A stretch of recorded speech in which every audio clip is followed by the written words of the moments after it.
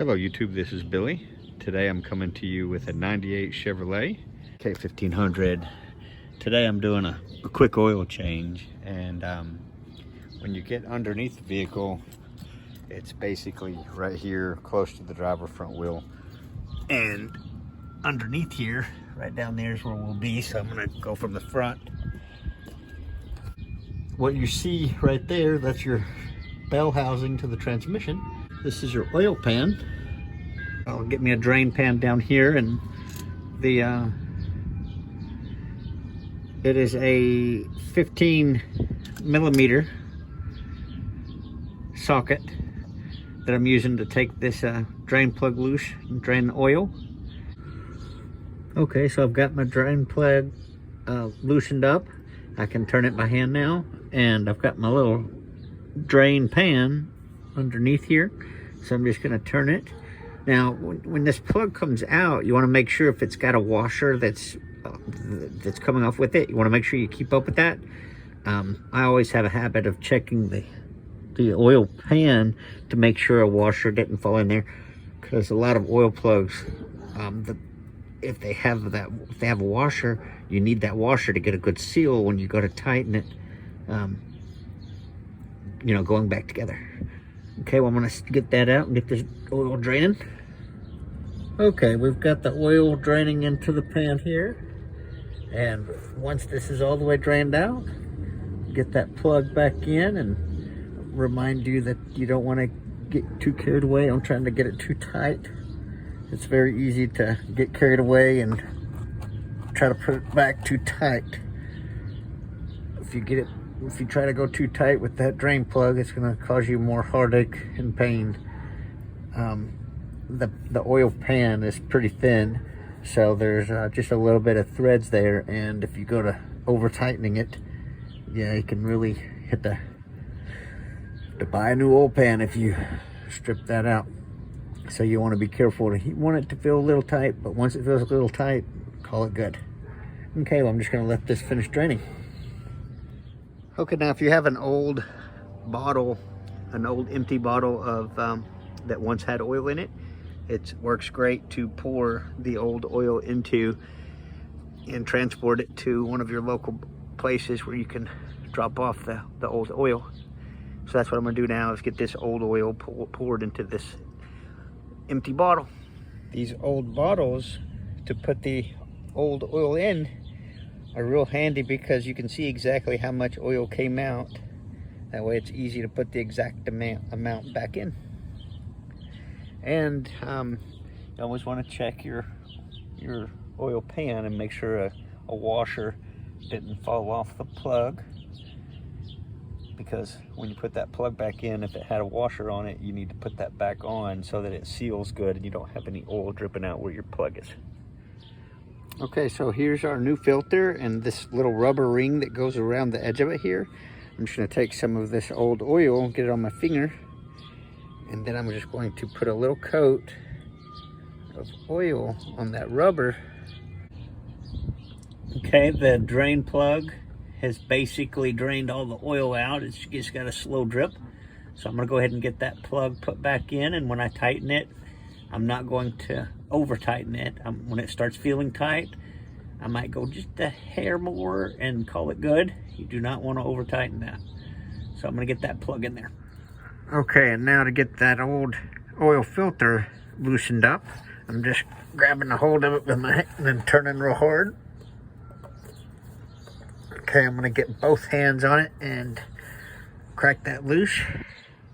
Okay, I actually had to get my little oil filter wrench on it to get it off with both hands. It was even hard to get off with two, but my little oil filter wrench made it real easy.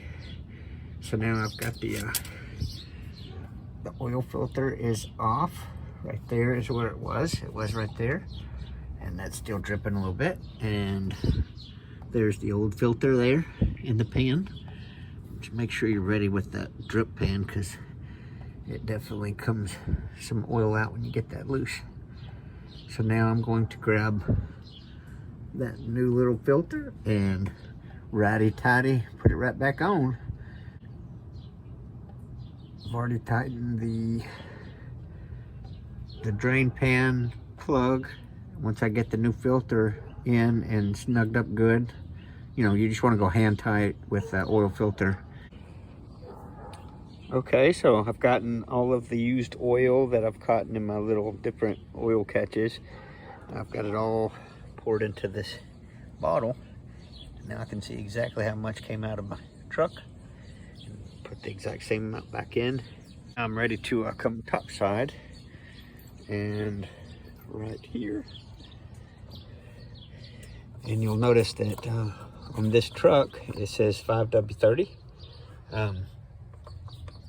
With this particular motor that's in this truck, it's very specific on that oil. So particular on it has to be the correct motor oil, 5W30, and runs like a champ when you put the right stuff in it. So right there, I'll just get the new oil put in, and right over there I will babysit the situation on the dipstick to make sure I'm getting the correct amount. And on the dipstick you'll see these marks to add more down there. It's saying operating range between those dots right there. So that very top mark that says operating range with the little arrows going right to it.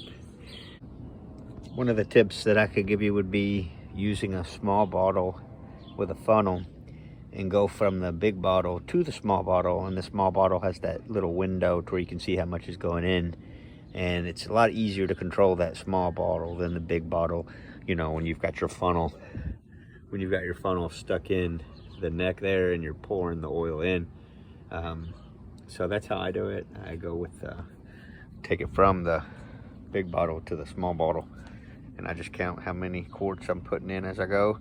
So far I've gotten 4 quarts in. And what I'm actually going to do is put this cap on and start the truck and let it run for a minute, and then turn it off, let it set for a minute, and then check the oil level. And if it needs a little more, then I'll just put a little more, and I'll get it to that top notch on the dipstick that says operating range. Well. And oh yeah, the kitty litter trick would be like, I've got some kitty litter here in the cup. I just sprinkle it on there, and then just kind of mash it in there and like that, and boom, gone. So any little spots you got on the ground, you can do that with, and works well. Okay, well, good luck everybody. Bye.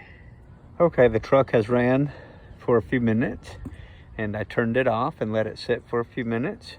So now the oil has settled good, and now I should be able to pull the dipstick and wipe it off and get a good read on how much oil it may need to top it off.